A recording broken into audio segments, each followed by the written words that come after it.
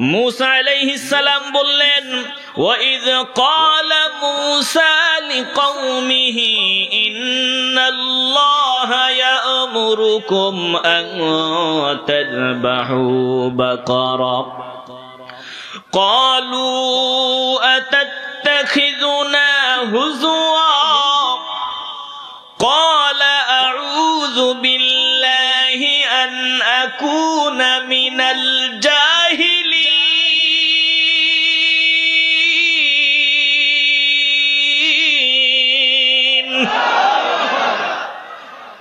मूसा अलैहिस्सलाम জানায় দেয় আল্লাহ তাআলা বলেছেন ওয়াইদ ক্বালা মূসা লিকওমিহি, मूसा तिनार कौमके बोललेन इन्नाल्लाहा यामुरुकुम, आल्लाह निर्देश दिएছেন, आल्लाह ऑर्डर करेছেন আন তাযবাহু বাকারা, গরু জবাই করো, গাভী জবাই করো।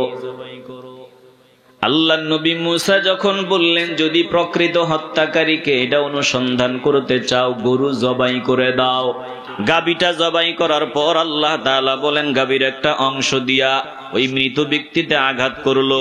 মৃত ব্যক্তিকে আঘাত করতে দেরি হয়, মৃত ব্যক্তি জীবিত হইয়া কে তাকে হত্যা করেছে তার নামটা বলিয়া দেয়। আল্লাহ তাআলা বলেন কাযালিকা ইউহয়িল্লাহুল মাউতা ওয়া ইউরিকুম আয়াতিহি লাআল্লাকুম তাআকিলুন। আল্লাহ বলেন এভাবেই আমি মৃত বান্দাকে জীবিত করি। মৃত বান্দা জীবিত হইয়া কে হত্যা করে বলিয়া দেয়। আল্লাহ বলে এটা আমার নিদর্শনাবলীর মধ্যে একটা, যাতে তোমরা বুঝতে পারো। এবার ভাতিজার ওই গোপন অপরাধ প্রকাশ হয়ে গেল। কৌনাইন কা মুখতারে খোদা তুমকো বানায়া,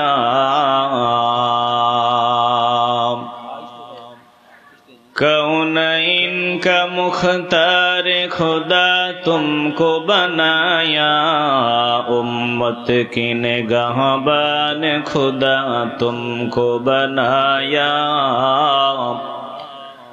उम्मत की निगाहबान खुदा तुमको बनाया। या रब मेरे आँखों में समा जाए मदीना,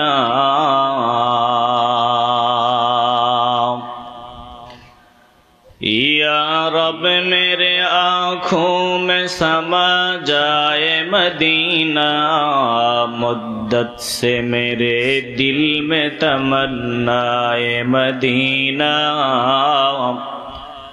मुद्दत से मेरे दिल में तमन्नाए मदीना।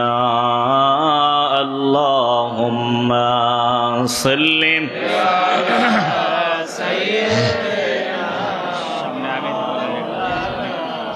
मुहम्मद अला आलि सय्यिदिना।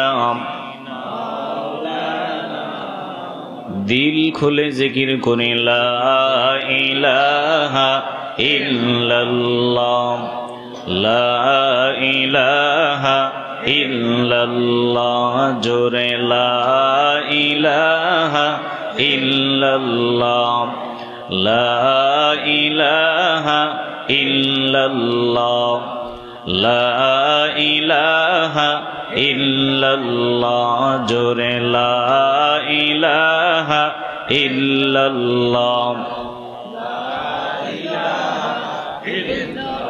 ला इलाहा इल्लल्लाह, मुहम्मदुर रसूलुल्लाह सल्लल्लाहु अलैहि वसल्लम।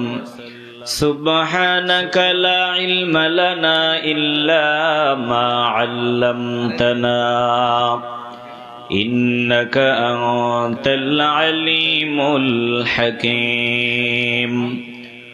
रब्बि इश्रह ली सदरी वयस्सिर ली अमरी वहलुल उक़दतम मिन लिसानी यफ़क़हू क़ौली। दिन की सूरज डूब रही है हम लोगों के सामने, दिन की सूरज डूब रही है हम लोगों के सामने, रोज़े महशर क्या जवाब है मुस्तफा की सामने, रोज़े महशर क्या जवाब है मुस्तफा की सामने। एक ही सफ में खड़े हो गए महमूद अयाज,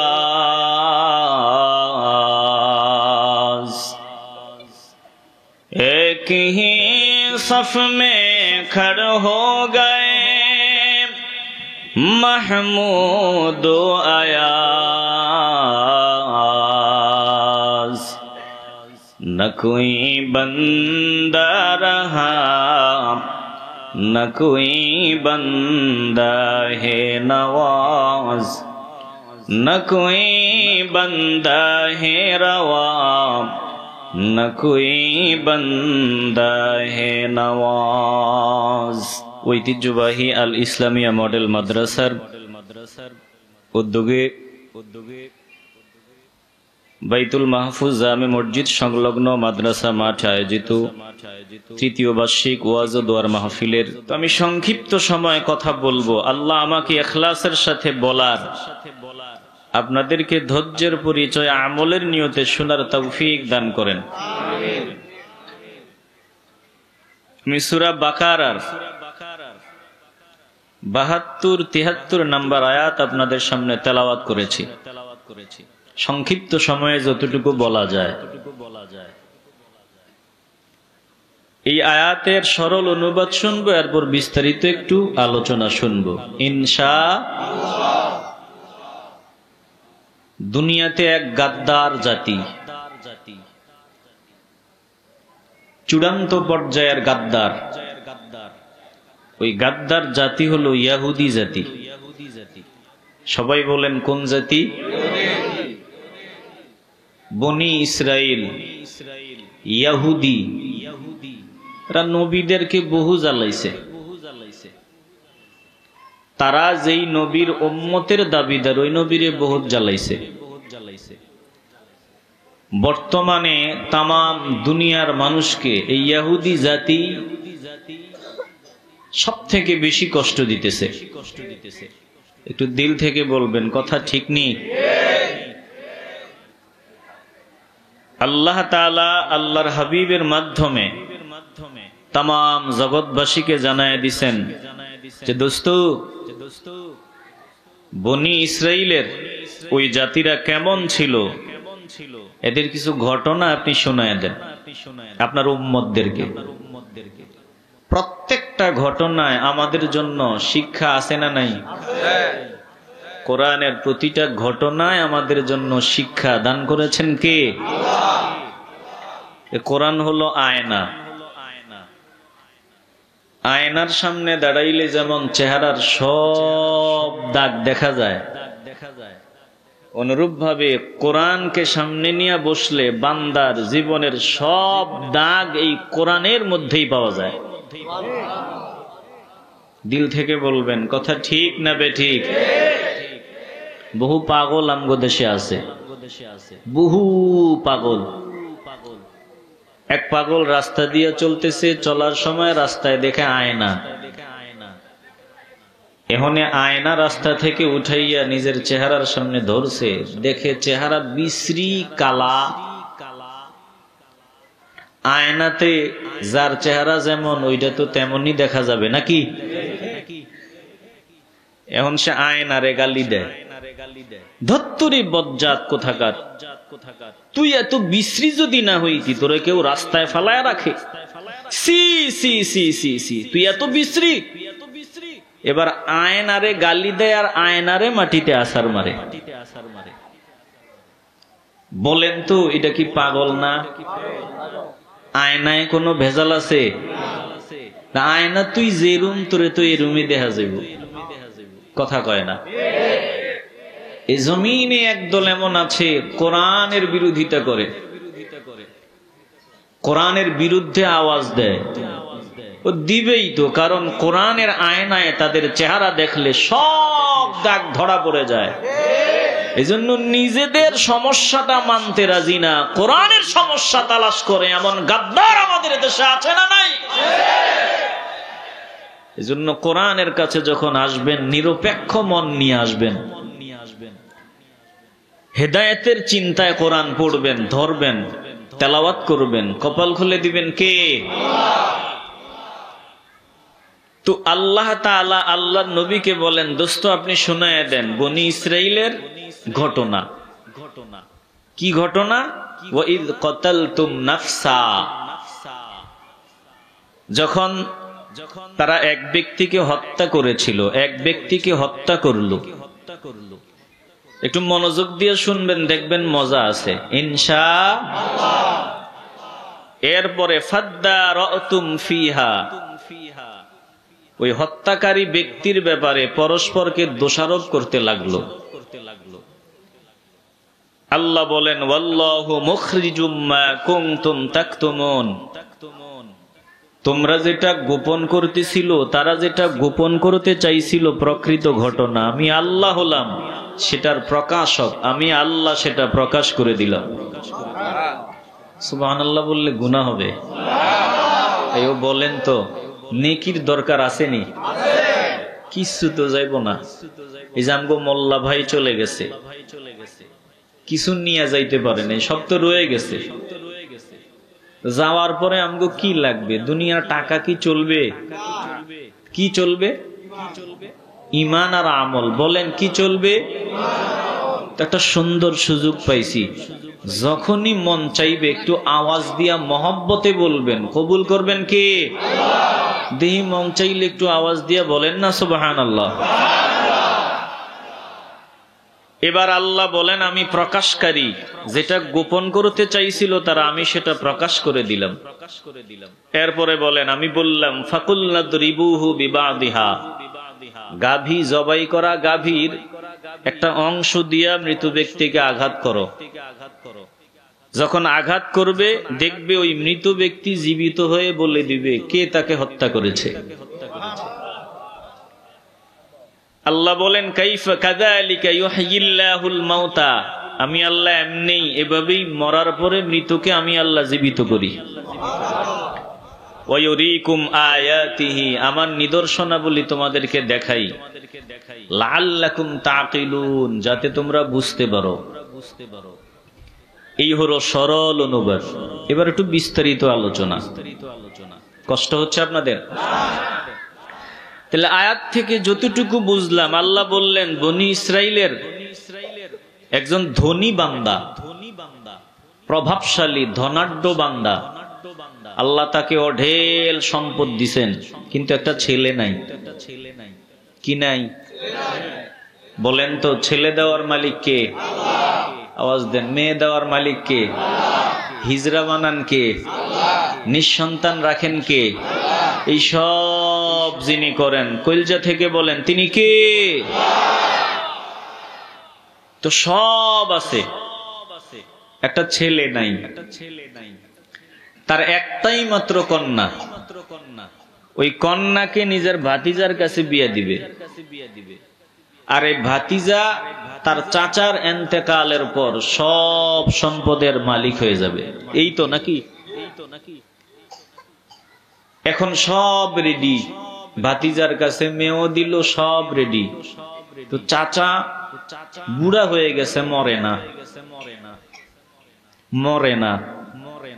ভাতিজা মনে মনে চিন্তা করে মরে না কেন, তাড়াতাড়ি মরা দরকার। না মরলে তো আমি ইচ্ছা মতো সব করার সুযোগ পাচ্ছি না। এই জন্য তাড়াতাড়ি কেমনে কোটিপতি হওয়া যায়, ভাতিজার এই চিন্তা। বলেন আমাদের দেশে একদল আসেনি তাড়াতাড়ি কোটিপতি হওয়ার চিন্তা ধান্দা নিয়ে ঘুরে আসেনি?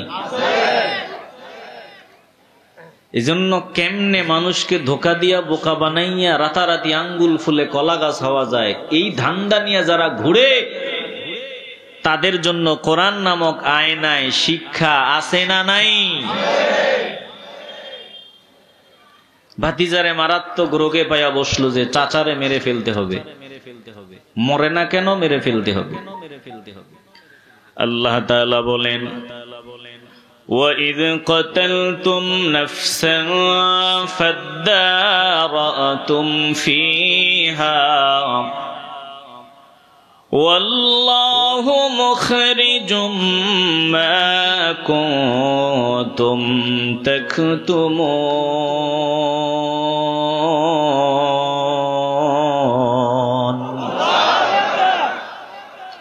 ও দোস্ত আমার, হাবিব আমার, আপনি বলিয়া দেন, আপনি জানায়া দেন, যখন ওই ধনাঢ্য বান্দাকে ভাতিজা হত্যা করে ফেলল, এবার ভাতিজা নিজের আপন চাচাকে গোপনে গোপনে রাতের বেলা রাতের অন্ধকারে শ্বাসরোধ করে হত্যা করার পর অসহায় নিরীহ মানুষগুলার ঘরের দরওয়াজায় নিয়ে চাচার লাশটা রেখে দিল, চাচার লাশটা রেখে দিল। সকালবেলা ভাতিজা ওই অসহায় মানুষের ঘরের দরওয়াজায় গিয়া বিচার দাবি শুরু করলো, চাচার হত্যার বিচার চাই, চাচার হত্যার বিচার চাই, আমার চাচাকে হত্যা করেছো, তোমাদের ফাঁসি হবে। বলেন তো, ওই যার ঘরের দরওয়াজায় লাশ রাখা, তারা দোষী না নির্দোষ? বুঝেননি আলোচনা? তারা দোষী না নির্দোষ? আমাদের দেশে বর্তমানে বলেন, অতীতে বলেন, সব সময় একটা বড় অংশ কোনো দোষ নাই, চুরি করে নাই, তারপরেও চোর। বিনা দোষে দোষী বানাইয়া তাদেরকে শাস্তি দেওয়া হয়, এমন ঘটনা আমাদের এই দেশে ঘটেনি? আওয়াজ লাগবে, ঘটেনি? দোষীদের বিচার হবে, কিন্তু বিনা দোষে কোন মানুষকে হয়রানি, এটা কোন মানুষকে মেনে নিতে পারে না। কথা বলেন ঠিক কিনা? ভাতিজা এবার ওই বিচার প্রার্থনা শুরু করে দেয়, চাচাকে হত্যা করেছো, বিচার চাই, বিচার চাই। অসহায় মানুষগুলা বলেন, না না না, আমাদের কোনো দোষ নাই, আমরা জানি না কে ঘটনা ঘটাইলো। সকালবেলা ঘুম থেকে উঠিয়া দেখি বান্দার লাশ ঘরের দরওয়াজায়। ভাতিজা বলে, আমি বিচার চাই, মানি না, বিচার হবে। দেখছেন কেমন? এবার বিচারের ব্যবস্থা হবে কেমনে? বিচার বলে, এমন ব্যক্তির কাছে যাওয়া লাগবে যার কাছে গেলে সঠিক বিচারটা হবে। এমন ব্যক্তির কাছে যাওয়া যাবে না যার কাছে গেলে সঠিক বিচার হবে না। এটা তারা বুঝছে, তারা এত খারাপ হওয়ার পরেও বুঝেছে যে এমন ব্যক্তির কাছেই যেতে হবে যার কাছে গেলে সঠিক বিচার হবে। এখন আমগো দেশে কিছু বিচারক আছে, কথা কইলে তো রাগ করবেন। রাগ করবেন বললে, রাগ করলেও তো বলা লাগবে। ভাই ভাইয়ে দ্বন্দ্ব, গেছে বিচারকের কাছে, বিচার প্রার্থনা। মাতবর কইতে আছে যে, শোন, আমি তোর পক্ষে আছি। কিছু কইলে মাত্র সাইজ করে ফেলবি। ছোট ভাইরে কয় বড় ভাইরে সাইজ করতো। ছোট ভাই তো মনে করে মাতবর তো আমার সাথেই আছে, বড় ভাইও গেছে ওই মাতবরের কাছে, শুনছেননি আমার ছোট ভাই এই কাম করছে, তো তোর হাত নাই, আমি আসি। ছোট হইয়া বেয়াদবি করবে, বেয়াদবি করবি আর সাইজ করবি, আমি আসি। ছোট ভাইয়ের সাথেও আছে, বড় ভাইয়ের সাথেও আছে, লাগছে ঝামেলা, এমন কি কঠিন ঝামেলা। দুইজনের ঝামেলা লাগায় দিয়ে এবার দুইজন থেকেই নিজের খালি পকেট ভারী করে, এমন নেতা আমগো দেশে আছে না নাই? আসতে বলবেন না, জোরে বলেন, আছে না নাই?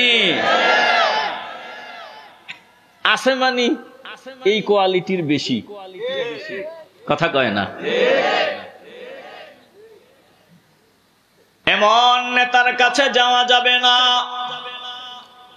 যেই নেতার কাছে গেলে আমিও শেষ, আমার সংসারও শেষ, আমার ফ্যামিলি শেষ। এমন নেতার কাছে যাওয়া চলবে না। এমন নেতার কাছে যাও যেই নেতার কাছে গেলে সঠিক বিচার পাওয়া যায়। একটা জবানও বন্ধ রাখবেন না, ইমানের আওয়াজ দিয়ে বলবেন আমরা ভবিষ্যতে বহু ভুল করেছি, এখন থেকে এমন নেতাদের পিছনে সময় দিতে চাই কি চাই না। এরা চিন্তা করে দেখলো সব নেতার কাছে যাওয়া যাবে না, এমন নেতার কাছে যাওয়া লাগবে যার কাছে গেলে সঠিক বিচার পাওয়া যাবে। কার কাছে যাওয়া যায়? বলে তারা শেষ পর্যন্ত বনি ইসরাইলের নবী মুসা আলাইহিস সালামের দরবারে হাজির হয়। একটু আওয়াজ দিয়ে বলেন না সুবহানাল্লাহ।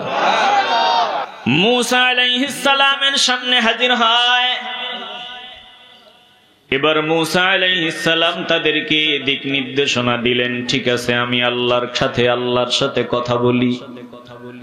আল্লাহর নবী মুসা আলাইহিস সালাম আমার মাওলার সাথে কথা বললেন। আল্লাহ, এরা তো মীমাংসা চায়, ওই ধনী ব্যক্তি পড়ে আছে অমুক বান্দাদের ঘরের দরওয়াজায়, ভাতিজার পক্ষ থেকে বিচার চায়, ভাতিজার পক্ষ থেকে বলে তোরা মারছো, ওরা বলে না আমরা মারি নাই, তোরা নিজেরাই মারছো। এখন আল্লাহ প্রকৃত খুনি কি আমি জানতে চাই, আপনি জানায়া দেন। মুসা আলাইহিস সালাম আমার আল্লাহকে ডাক দেয়, আল্লাহ, আমার মাওলাকে ডাক দিতে দেরি হয়, মাওলা সাড়া দিতে দেরি হয় না। আল্লাহ বলে মুসা গো এক কাজ করো। বলে কি কাজ করব? বলে তাদেরকে বলো গাভী জবাই করবে, আর ওই গাভী জবাই করে জবাইকৃত গাভীর একটা অংশ মৃত ব্যক্তির গায়ে ছোঁয়াবে। দেখবা মৃত ব্যক্তি জীবিত হইয়া কে তাকে হত্যা করেছে নাম বলে আবার মরে যাবে। একটু আওয়াজ দিয়ে বলেন না সুবহানাল্লাহ। ঘটনা ঘটলো, মার্ডার হলো, আল্লাহ বলল গরু জবাই করো। গরুর সাথে এটার সম্পর্ক কি? মুসা আলাইহিস সালামের সামনে আসলেন, আল্লাহ বললেন মুসা জানায় দেয়, قال إنه يقول إنها بقرة لا ذلول تثير الأرض।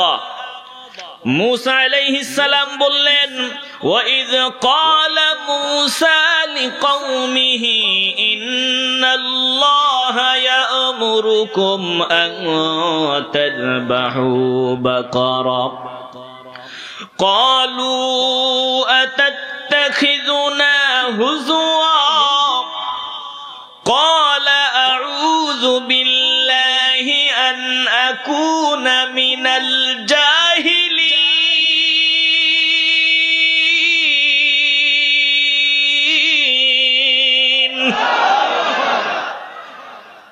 মুসা আলাইহিস সালাম জানায় দেয় আল্লাহ তাআলা বলেছেন, ওয়াইদ ক্বালা মুসা লিকওমিহি, মুসা তিনার কওমকে বললেন, ইন্নাল্লাহা ইয়া'মুরুকুম, আল্লাহ নির্দেশ দিয়েছেন, আল্লাহ অর্ডার করেছেন, আন তাযবাহু বাকারা, গরু জবাই করো, গাভী জবাই করো। আল্লাহর নবী মুসা যখন বললেন যদি প্রকৃত হত্যাকারীকে এটা অনুসন্ধান করতে চাও গরু জবাই করে দাও, ওরা ডাক দিয়া বলল, ক্বালু আতাত্তাখিযুনা হুজুয়া, মুসা গো আসলাম, কে হত্যা করেছে প্রকৃত হত্যাকারী তোমার রবের কাছ থেকে নাম জানবা, আমগরে জানায় দিবা। এখন বলতেছো গরু জবাই করার জন্য, হত্যার সাথে গরুর সম্পর্ক কি? বুঝতে পারছি তুমি আমগরে নিয়ে মজা করো, তুমি আমাদেরকে নিয়ে ঠাট্টা করো। বলেন তো ঠাট্টা করা এটা নবীর কাজ? মাথা দিয়া না, কোন বান্দাকে নিয়ে ঠাট্টা মশকরা করা এটা নবীর কাজ? কোন মুমিনকে নিয়ে ঠাট্টা করতে পারে? একজন টুপি মোড়েই মাথায় দেয় না, যাও মাথায় দিল, কিরে কবে থেকে আবার মৌলবি হয়ে গেলি? আছে না নাই? মোটা দাড়ি রাখেই না, বান্দা ইচ্ছা করছে এখন থেকে দাড়ি রাখা শুরু করবে, কিরে কি মোল্লা টোল্লা হয়ে গেলি, তালেবান হয়ে গেলি নাকি? আছে না নাই? নিজে টানে বিড়ি, দোকানে বইসা, ডান হাতে বিড়ি বাম হাতে চা। আজানের সময় তার পাশের একজন যাইতেছে পাঞ্জাবি পইরা মসজিদে, দেখছত নি মুসল্লি হয়ে গেছে। কথা কয় না? এটা নবীর উম্মত না, এটার ভিতরে নবীর আদর্শ নাই। কথা বলেন ঠিক কিনা? আফসোস করো যে আমি কেন পারি না। একটু দিল দিয়ে অনুধাবন করে নেন। প্রায় সময় আমি বলি, এখনো বলতেছি, বলেন আমার সামনে যারা আছেন এই ময়দানে আমরা যারা আছি সব থেকে বড় গুনাহগার নাফরমান, সব থেকে বড় গুনাহগার বড় নাফরমান কে? একটু বলেন না কে? আমি সব থেকে বড় গুনাহগার। এই মজলিসে সব থেকে ছোট কে? আমি। আমার ভিতরে যদি গুনাহ থাকে, আমি যদি নাফরমান হই, আল্লাহ, আমি যদি সব থেকে বড় গুনাহগার হই, তাহলে আরেকজনের পেছনে আরেকজনকে নিয়ে মস্কারা করব, ঠাট্টা করব, সময় কই? কথা কয় না? এরকম সময় আমার হাতে আছে? একটু দিল দিয়ে অনুধাবন করে নেন। ওরা বলল, মুসা গো মুসা, আসলাম তোমার কাছে, তুমি আমগুলো নিয়া ঠাট্টা করো, মস্করা করো, মজা করো। মুসা আলাইহিস সালাম ডাক দিয়া বললেন, আরে কি বলতেছো তোমরা?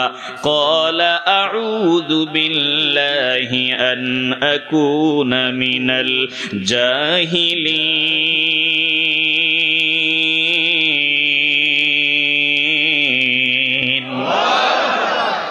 মুসা আলাইহিস সালাম বললেন, না না না, আমি আল্লাহর কাছে আশ্রয় চাই এইরকম জাহেল মূর্খদের অন্তর্ভুক্ত হওয়া থেকে, যারা মানুষকে নিয়ে মজা করে, এইরকম জাহেল হওয়া থেকে আমি আমার মাওলার কাছে আশ্রয় চাই।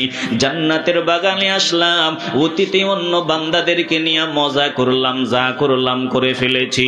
এখন থেকে জীবনে আর কোন বান্দাকে নিয়ে আমরা মজা করব না, হাসি ঠাট্টা বিদ্রুপ করব না। জোরে কোন ঠিক কিনা?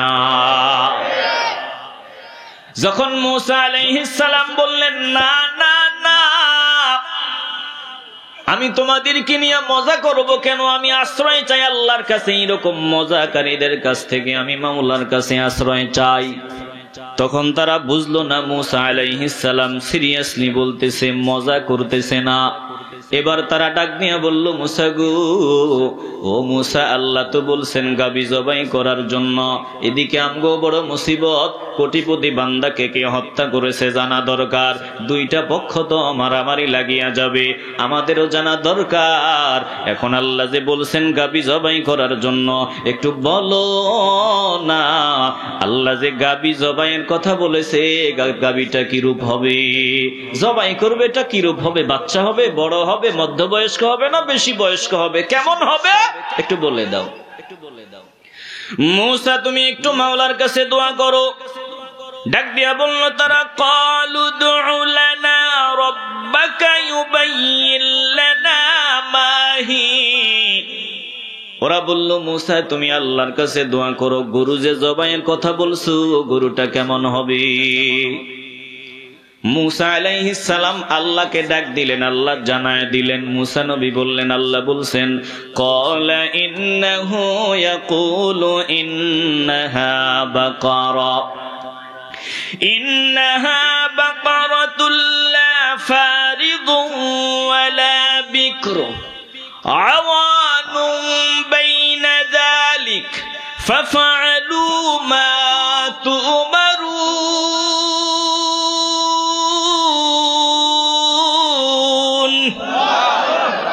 খারাপ লাগে? মুসা আলাইহিস সালাম ডাক দিয়ে বললেন, আল্লাহ তাআলা জানায় দিয়েছেন, ইন্নাহা বাকারা, এই বাকারাটা গাভীটা এমন হবে, লা ফারিদু ওয়ালা বিকরু, একেবারে বয়স্ক হবে না, আবার কম বয়সেরও হবে না। বলে আওয়ানুম বাইনা যালিক, এই দুই বয়সের মাঝখানের হবে, বেশি বয়সেরও না, আবার কম বয়সেরও না। বলে ফাফআলু মা তু'মারুন, আমার আল্লাহ তোমাদেরকে যা অর্ডার দিয়েছে পালন করো। গরুটা বেশি বয়সেরও না, কম বয়সেরও না, মধ্য বয়সী, এবার আল্লাহর নির্দেশ পালন করো, করলেই তো হয়। কথা কয় না? আল্লাহর নির্দেশ পালন করো। কিন্তু আছে আমগো দেশে এমন কিছু মানুষ সহজ জিনিসটারে অনেক কঠিন বানায়। কথা কয় না? এই খাসলতির কিছু মানুষ আমগো দেশে আসেনি? আপনাদের মধ্যে যেমন আছে, আমি দেখি আমাদের টুপিওয়ালাদের ভিতরে এক থেকে অনেক বেশি।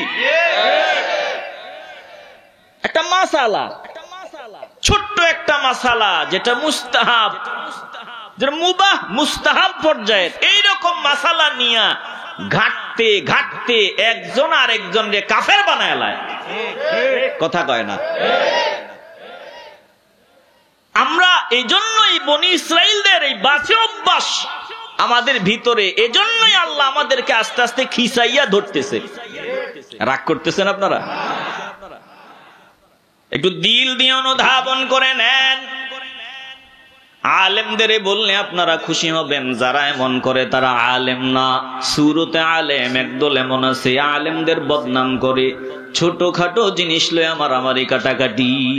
বুঝলি, কয়েকদিন আগে আমি গাড়িতে বসে ভিডিও একটা দেখলাম, এক হুজুর কইতে আছে, কয় যেই গরুরে খাসি করাইছে ওই গরু কোরবানি দেওয়া হারাম, এই গরু দিয়ে কোরবানি দিলে কাফের হয়ে যাব।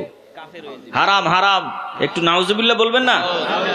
আরেকজনে এটা লয়ে কইতে আছে, কয় যে এটা কইছে তে এত কিছু আছে দেখার, ওই তলে গেছে দেখতে। কথা কয় না? গরুর কোরবানি দেওয়ার জন্য কত কিছুই তো দেখার আছে। সুন্দর কান, চেহারা, বডি, এ তলায় গেছিস কি লেগে? কথা কয় না? খাচ্ছ খারাপ, এরকম কিছু মানুষ আছে যেটা দেখা দরকার এটা দেখে না, যেটা দেখা দরকার না ওইটা দেখে। কথা কয় না? তুই দেখবি তোর বিবির দিকে, মহব্বতের বোঝানোর জন্য বলি, নিজের বিবির দিকে নজর না দিয়ে আরেকজনের বিবির দিকে তাকায়। কথা কয় না? আসেনি? ছোট্ট একটা বিষয় নিয়ে ঝামেলা, একবারে ছোটখাটো, বাস মেজাজ গরম, এত গরম হইছে, গরমের চোটে ওরে 3 তালাক দিয়া বাস্টক হয়ে গেছে, ওরে 3 তালাক দিয়ে দিস। কথা কয় না? এবার কয় হুজুর কাম তো একটা হয়েছে। কি হয়েছে?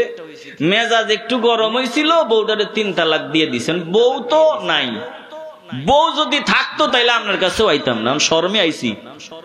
বাস্তবতা, বউ কইছে হুজুর যদি ফতুয়া দেয় তালাক হয় নাই তাইলে তোর কাছে আমু, আর যদি হুজুর কয় শেষ, আর জীবনও আইতাম না। গরমের চোটে বউরে 3 তালাক কইয়া দিছে, এখন তো বউ লাগবো। কথা কয় না? আসতে বলবেন না, এরকম বাস্তবতা আছে না নাই? কোন গাধা? একটু আমার সাথে বলেন, গাধা। এটা কি? আরো জোরে বলেন, এটা কি? বেটা একটা সওয়াবের ফ্যাক্টরি, যত তাকাবি তত সওয়াব। কাপড় কিনা দিবি সওয়াব, খাওয়াবি সওয়াব, ভালোবাসা দিবি সওয়াব। এখন এটারে গরমের ঠেলায় 3 তালাক কয়ে দিছে, এখন গাধার মতো গল জ্বলায় খায়, বালু সালু, সব গুনার গুনাহ। কথা কয় না? এজন্য সাবধান, ছোটখাটো বিষয় নিয়ে মেজাজ গরম করা যাবে না। ছোটখাটো বিষয় এগুলো তেনা পেছানো যাবে না। ছোটখাটো বিষয়, যেই বিষয়গুলো মানা না মানা ঐচ্ছিক, ওই বিষয় নিয়ে বাড়াবাড়ি করা যাবে না। আল্লাহর হুকুম যেটা ফরজ, আল্লাহর হুকুম যেটা ওয়াজিব, আল্লাহর হুকুম যেগুলো আমাদেরকে মানতেই হবে। হুকুম আসছে, আমরা সরলভাবে আল্লাহর হুকুমগুলো মনে প্রাণে মেনে নিব। একটা জবানও বন্ধ রাখবেন না, ইমানের আওয়াজ দিয়ে বলবেন আল্লাহ যা অর্ডার করেছেন আমরা মনে প্রাণে মানিয়ে নিতে চাই কি চাই না? মূসা বললেন ফাফআলু মা তু'মারুন, আল্লাহ অর্ডার দিবেন পালন করো। গরুটা কেমন হবে জানতে চাইছো? মধ্যবয়সী, একেবারে বেশি বয়সেরও না, কম বয়সেরও না। এবার তারা ডাক দিয়া বলল, বুঝলাম মধ্যবয়সী। ও মূসা গো, এবার তুমি তোমার রবের কাছে আমগো জন্য একটু বলো, এই গরুটা আসলে কেমন হবে? এটার কালারের কথা তো কও নাই। বুঝলাম মধ্যবয়সী, এবার এটার কালার কেমন হবে? লাল হবে, কালা হবে, সাদা হবে, না হলুদ হবে? কালারটা কেমন হবে? আমি মূসাকে জানায় দিলাম ক্বালা ইন্নাহু ইয়াকুলু ইন্নাহা বাকারাতুন সাফরা ফাকিউল লাউনুহা তাসুরুন নাযিরিন।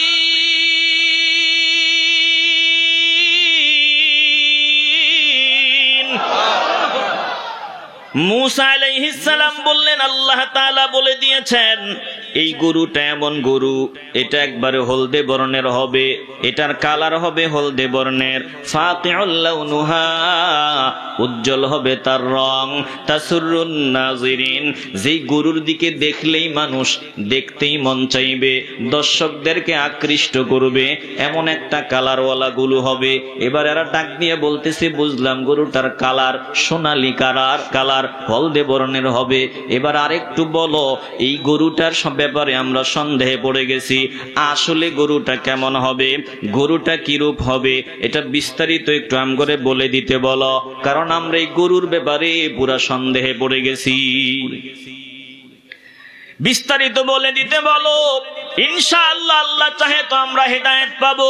মূসা আলাইহিস সালাম বললেন, শোনো, যেহেতু জানতে চাইছো জানায় দেই, এই গরুটা হবে এমন, ইন্নাহা বাকারাতুল লা দালুলুন তুসিরুল আরদা ওয়ালা তাসকিল হারসা, যেটা পানি সেচে অথবা জমির কাজে ব্যবহার করা হয় নাই, যেই গরু দিয়া কখনো কোনো কাজ করা হয় নাই, নিখুঁত মুসাল্লামাতুন লা শিয়াতা ফিহা, যেটাতে কোনো খুঁত নাই, ত্রুটি নাই, দাগ নাই, এমন একটা গরু জবাই করে দাও। এবার এরা বলল, ক্বালুল আনা জিতা বিল হক, এবার তুমি যথাযথ তথ্য নিয়ে আসছো, এবার ঠিক আছে। ফাযাবাহুহা, আল্লাহ তাআলা বলেন তারা গরু জবাই করলো। ফাফআলু মা তুমারুন, যদিও তারা গরু জবাই করতে চায় নাই। এখন এই গরু যে জবাই করলো কোন গরুটা, এমন এক গরুর সন্ধান তারা নিজেরাই সহজ বিধানটাকে কঠিন বানাইলো। এমন গরু যেই গরু খুঁজে পায় না, গরু পাবে কই, কত তালাশ কত খোঁজাখুঁজি, এমন গরু পাবে কই, তাও এমন কালার যেই কালারের পূজা তারা করে। নাউজুবিল্লাহ বলবেন না, এ গরু তো পাওয়া যাইতেছে না, কোথায় পাবে গরু? আল্লাহ তাআলার কুদরত। বাপমা কিছু দেওয়া লাগবে না, দোয়াটা যদি বাপমার নিতে পারেন, কপাল খুলে দিবেন কে? আসতে বলবেন না, কপাল খুলে দিবেন কে?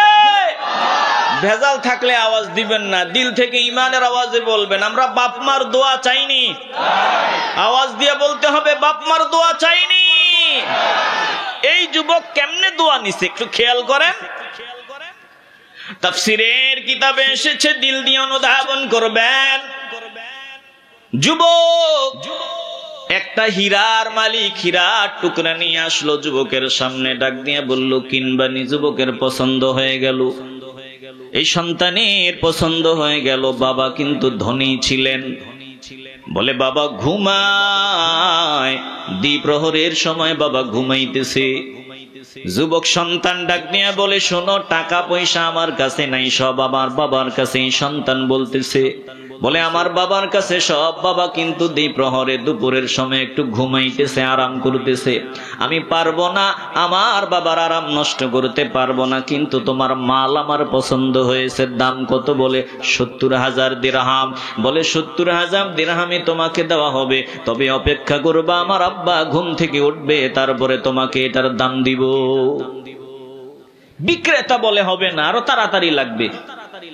তুমি যদি তোমার বাবাকে ঘুম থেকে উঠায় দাম দিতে পারো 10,000 মাফ।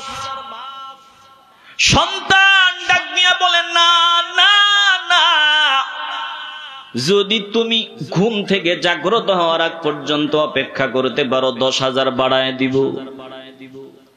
এবার ওই বিক্রেতা ডাক দিয়ে বলে, না, যদি তুমি আর এতক্ষণ আমি অপেক্ষা করতে পারবো না, যদি তোমার আব্বারে ঘুম থেকে উঠাইয়া আমাকে দাম দিতে পারো, তাইলে পুরা 30,000 40,000 মাপ, 30,000 দিলেই হবে। সন্তান ডাক দিয়া বলে, না, তুমি যদি বাবার ঘুম ভাঙ্গা পর্যন্ত অপেক্ষা করো, আমার আব্বার কাছে বলিয়া তোমাকে পুরা 1 লক্ষ দিরহাম দিব। এই বান্দা ডাক দিয়া বলে, না এত সময় অপেক্ষা করা যাবে না, গেলাম। তবে যাওয়ার আগে বলি 30,000ও লাগবে না, যদি তোমার বাবারে ঘুম থেকে উঠাইতে পারো, মাংনাই তোমাকে আমি এই হীরার টুকরা দিয়ে দিব। সন্তান ডাক দিয়া বলে, না না না, মাংনা দিলেও হবে না, আমার বাবা ঘুমাইছে, আমার আব্বাকে আমি ঘুম থেকে জাগাইতে পারবো না, কারণ আমার আব্বা বহু ক্লান্ত, একটু ঘুমাইছে, ঘুম থেকে একটু পরেই উঠে যাবে। 30টা মিনিট অপেক্ষা করলেই হবে, আমার আব্বাকে আমি ঘুম থেকে এর আগে ডাক দিব না, উঠাবো না। এবার এই আগন্তুক চলিয়া যায়। সন্তান বাবার ঘুম ভাঙ্গার পর বাবারে ডাক দিয়ে বলে, বাবা গো, এই ঘটনা ঘটছে, আমার বড় পছন্দ হয়েছে, কিন্তু তুমি ঘুমাইছো, তোমাকে আমি ঘুম থেকে জাগ্রত করি নাই। ও বাবা, এই ঘটনাগুলো ঘটছে। এবার বাবা আল্লাহকে ডাক দিছে, আল্লাহ ও মালিক, আমার এই সন্তানটার জন্য আমি দোয়া করে গেলাম, তুমি আমার এই সন্তানটাকে কবুল করে নিও, এই সন্তানকে তুমি যোগ্য প্রতিদান দান করে দিও। জোরে কোন সুবহানাল্লাহ। চিল্লে বলেন না আল্লাহু আকবার। বাপ মার দোয়া কবুল করে নেন কে? বাপ মার বদদোয়াও কবুল করেন কে? কষ্ট হইতেছে আপনাদের? একটু দিল দিয়ে অনুধাবন করেন। সময় শেষ, আর সামান্য সময়, একটু দিলের ভিতরে কথাগুলো ঢোকায় নেন। বাবা জমিন থেকে চলে গেল, অঢেল সম্পদ মাওলার রাস্তায় দান করে দিল। যাওয়ার সময় সন্তানের জন্য একটা ছোট গাভীর বাচ্চা জঙ্গলে আল্লাহর কাছে আমানত রেখে গেল। ডাক দিয়ে বলল, মালিক, আমার এই বাছুরটা রেখে গেলাম আমানত, আমার সন্তানের প্রয়োজনের সময় তুমি এটা সন্তানকে বুঝায় দিও। এখন এই সন্তান, তার মা তাকে ডাক দিয়ে বলতেছে, বাবারে, আমার একটা কথা মনে হইছে, তোর আব্বা তোর জন্য একটা গাভীর বাছুর জঙ্গলে ছাইরা দিয়ে গেছিল, আল্লাহর কাছে দোয়া করছিল, এটা আমার সন্তানের প্রয়োজনের সময় আমার সন্তানকে তুমি দিও।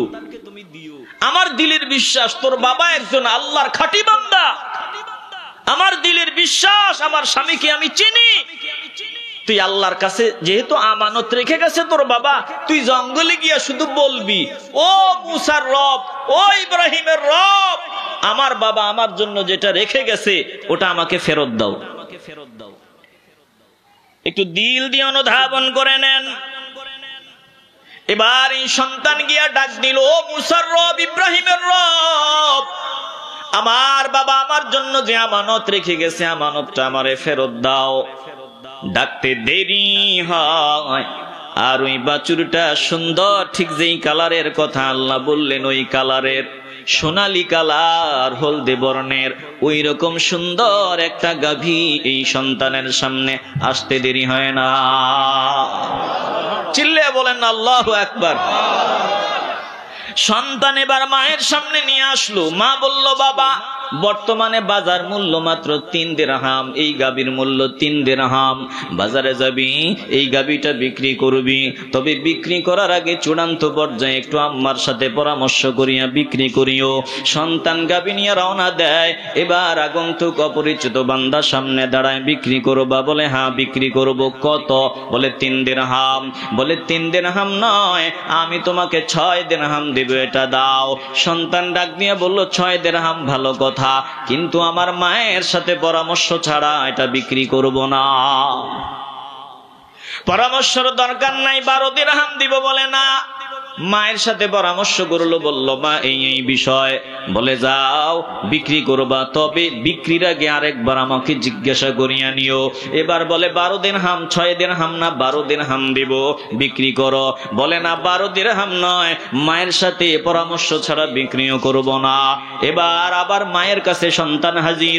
মা ডাক দিয়া বলে, বাবারে কি হয়েছে? বলে, মা এই ঘটনা। মা ডাক দিয়া বলে, বাবারে আমার বুঝতে বাকি নাই, আগন্তুক সাধারণ কোন ব্যক্তি নয়, ইনি আল্লাহর ফেরেশতা। আজ যখন তোমার সামনে দাঁড়াবে, তুমি পরামর্শ করিও বিক্রি করা উচিত হবে কি হবে না। ওর থেকে পরামর্শ নিবা। সন্তান এবার ওই আগন্তুক সামনে আসার পর বলে, আমি তোমারে চিনছি, আমার মা বলছে তুমি আগন্তুক, দুনিয়ার কোনো মানুষ না, আল্লাহর ফেরেশতা।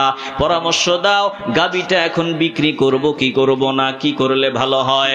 এবার আল্লাহর ফেরেশতা পরামর্শ দিয়ে দেয়, এটা রাখিয়া দাও, মূসা আলাইহিস সালাম নিজে তোমার কাছ থেকে গাভীটা কিনবে। মূল্য কত? বলে গাভীটা জবাই করার পর চামড়াতে যত স্বর্ণ মুদ্রা ধরবে, ঠিক এত পরিমাণ স্বর্ণ মুদ্রার বিনিময়ে গাভীটা বিক্রি হবে। আওয়াজ দিয়ে বলেন না আল্লাহু আকবার। এবার এই গাভীটা তারা ক্রয় করে আনিল। চামড়াতে যত স্বর্ণ মুদ্রা ধরে এত স্বর্ণ মুদ্রা দিয়া গাভীটা জবাই করার পর আল্লাহ তাআলা বলেন, গাভীর একটা অংশ দিয়া ওই মৃত ব্যক্তিতে আঘাত করলো।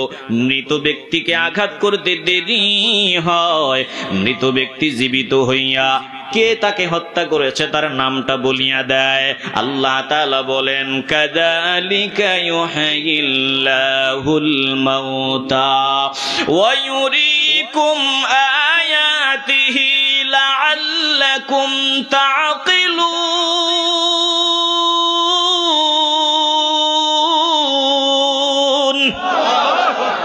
আল্লাহ বলেন, এভাবেই আমি মৃত বান্দাকে জীবিত করি।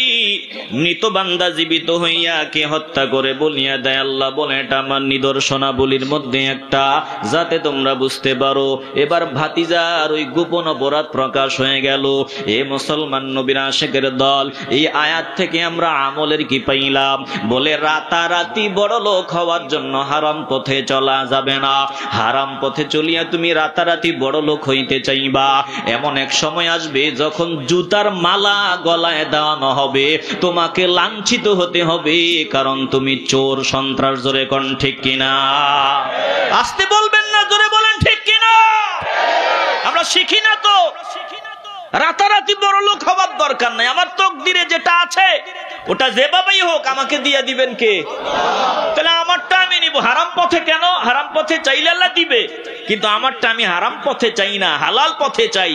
দিল থেকে ইমানের আওয়াজে বলবেন, আমাদেরটা আমরা হালাল পথে নিতে চাই কি চাই না? আর একটা আয়াত শুনে দিয়ে আলোচনা শেষ। আল্লাহ বলেন, দোস্ত আমার, হাবিব আমার, মানুষের দিলগুলো এত কঠিন হয়ে গেল। ওদের দিল কত কঠিন। বর্তমানেও কিছু কঠিন দিলওয়ালা মানুষ এমন আছে, কোরআনের বাস্তব ঘটনা, কোরআনের তেলাওয়াত শুনবে, কোরআনের বয়ান শুনবে, জান্নাতের বয়ান শুনবে, জাহান্নামের বয়ান শুনবে, কবরের ভয়াবহ অবস্থার বয়ান শুনবে। এই তো নিজের আপন ভাইটা মরিয়া গেল বান্দা, এরপরেও দিলটা নরম হয় না। নিজের বিবি হারাইলো বান্দা, তারপরেও মাওলার দিকে ফিরে আসে না। নিজের মা নিজের হাতে কবর দিল, নিজের বাবাকে নিজের হাতে কবর দিল। কত মানুষের জানাজায় গেল, কত খাটিয়া বান্দা দেখলো, বান্দার এরপরেও দিলটা নরম হয় না। আল্লাহ বলেন, তাদের দিলটা বড় শক্ত। কত শক্ত? বলে তাদের দিল পাথরের চাইতে আরো কঠিন। আল্লাহ বলেন, সুম্মা কাসাত কুলুবুকুম মিন বাদি যালিকা ফাহিয়া কাল হিজারাতি আও আশাদ্দু কসওয়া ওয়া ইন্না মিনাল হিজারাতি লামা ইয়াতাফাজ্জারু মিনহুল আনহার ওয়া ইন্না মিনহা লামা ইয়াশাক্কাকু ফায়াখরুজু মিনহুল মা وَإِنَّ مِنْهَا لَمَا يَهْبِطُ مِنْ خَشْيَةِ اللَّهِ وَمَا اللَّهُ بِغَافِلٍ عَمَّا تَعْمَلُونَ।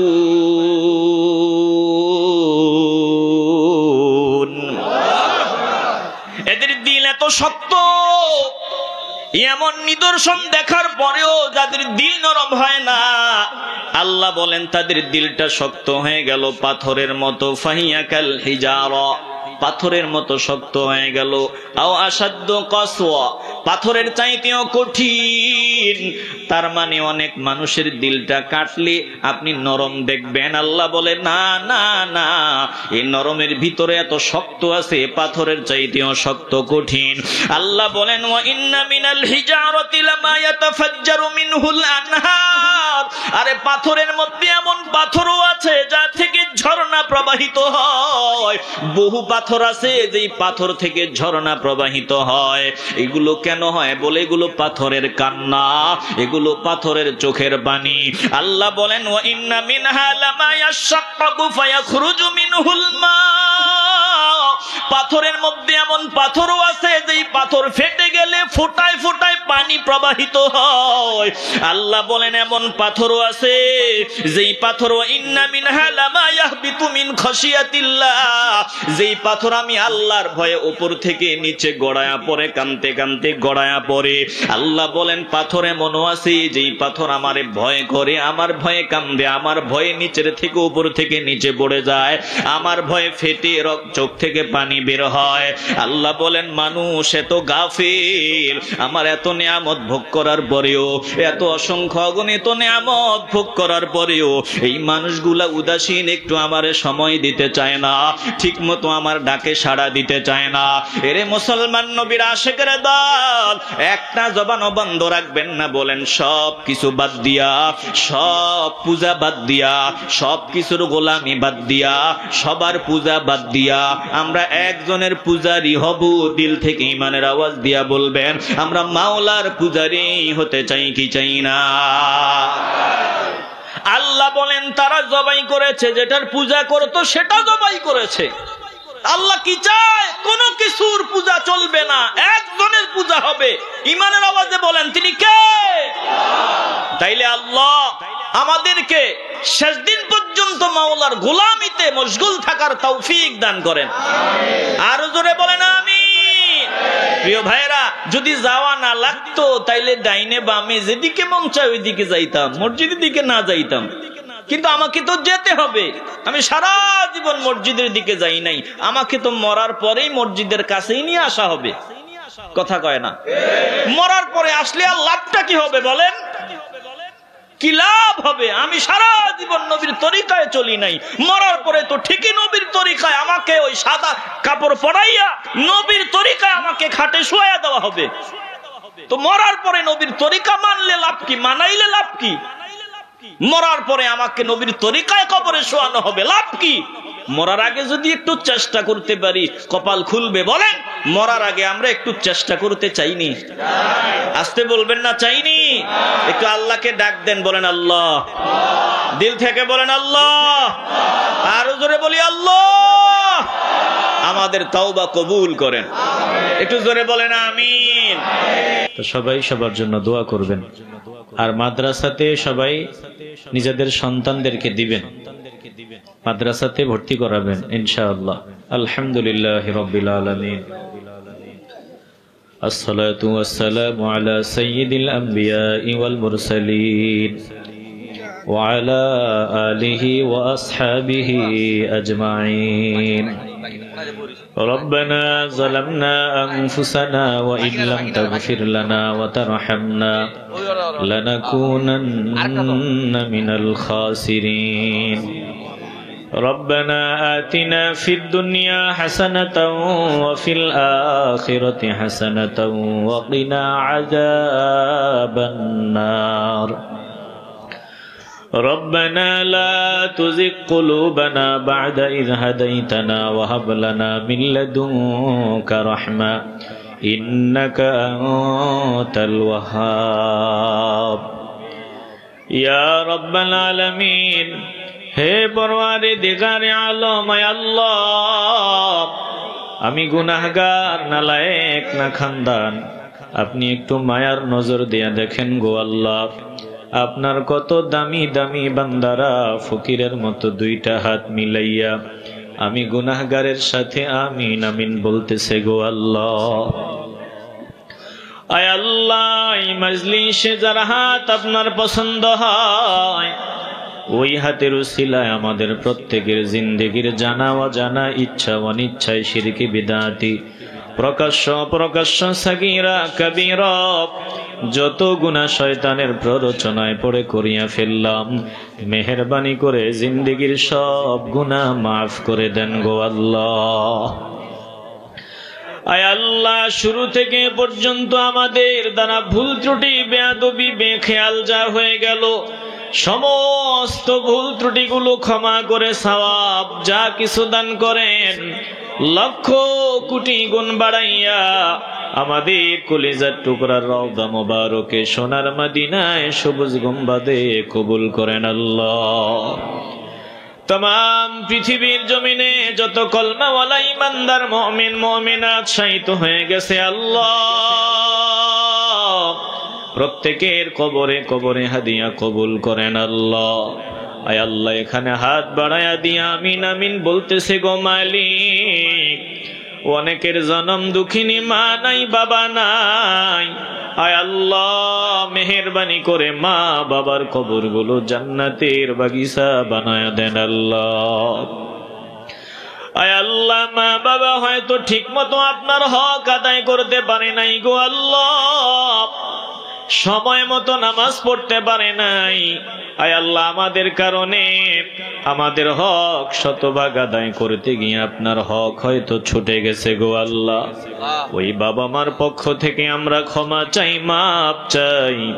মেহেরবানি করে বাবা মার কবর জান্নাতের বাগিচা বানায়া দেন আল্লাহ। একটু বাবা মার কথা দিলে দিলে স্মরণ করেন, বাবা মার জন্য মাওলার দরবারে মাওলার শিখানো দোয়া পড়েন। আয় আল্লাহ, আমরা বাবা মার জন্য আপনার শিখানো দোয়া পড়তেছি, কবুল করেন। রব্বির রাহমহুমা কামা রব্বায়ানি সগীরা, রব্বির রাহমহুমা কামা রব্বায়ানি সগীরা। আয় আল্লাহ, মেহেরবানি করে আমাদের যাদের মা বাবা হায়াতে বেঁচে আছে সুস্থতার নিয়ামত দান করেন আল্লাহ। আমাদের সামনে আমাদের মা বাবাকে কষ্ট দিয়েন না গো আল্লাহ। আয় আল্লাহ, প্রাণ ভরে মা বাবার খেদমত করার যোগ্যতা নসিব করে দেন আল্লাহ। ও মালিক, অযোগ্য সন্তান বানায়েন না, যোগ্য সন্তানদের কাতারে শামিল করে দেন আল্লাহ। আয় আল্লাহ, মেহেরবানি করে আমাদেরকে যোগ্য বান্দাদের কাতারে শামিল করেন আল্লাহ। আয় আল্লাহ, এই মাহফিলকে কবুল ও মঞ্জুর করেন আল্লাহ। আপনার যত বান্দা বান্দী মাহফিলে শরীক হয়েছে কবুল করেন আল্লাহ। আয় আল্লাহ, যারা হাজিরা দিল হাজিরা কবুল করেন আল্লাহ। মাদ্রাসাকে কবুল করেন আল্লাহ, ছাত্র শিক্ষকদের কবুল করেন আল্লাহ। ও মালিক, আমাদের এই মসজিদের যত মুসল্লি আছে সকলকে কবুল করেন আল্লাহ। আয় আল্লাহ, যত মুসল্লি বিদায় হয়ে গেল সকলকে মাফ করে দেন আল্লাহ। আয় আল্লাহ, মসজিদের সামনেই আপনার বান্দার দোকান গো মাওলা, প্রতি জুমার নামাজ আদায় করতো, নামাজ পড়তো, কোরআন সুন্নাহর বয়ান শুনতো। গতকাল জানাজা পড়ে বিদায় দিলাম গো আল্লাহ। আয় আল্লাহ, আপনার বান্দার কবরটা জান্নাতের টুকরা বানায়া দিয়েন আল্লাহ। ও আল্লাহ, আমরা চাইতে জানি না, আপনি দিতে জানেন আল্লাহ। একজন ফকিরকেও আপনি ফিরায়া দিয়েন না গো আল্লাহ। আয় আল্লাহ, তামাম দুনিয়ার মুসলমানদেরকে হেফাজতের ব্যবস্থা করেন আল্লাহ। আয় আল্লাহ, ফিলিস্তিনের মুসলমানদেরকে রক্ষা করেন আল্লাহ। আয় আল্লাহ, জালেমদের মেরুদণ্ড ভাঙ্গিয়ে দেন গো আল্লাহ।